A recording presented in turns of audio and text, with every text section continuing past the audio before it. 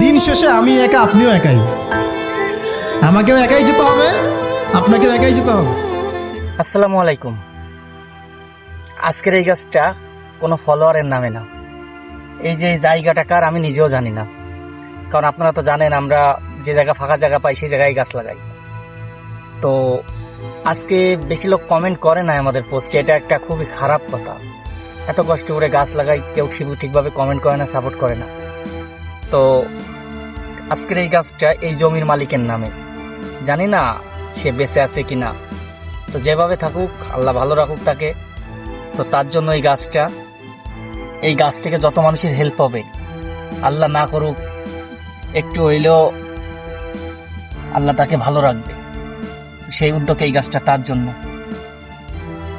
সবাই দোয়া করবেন।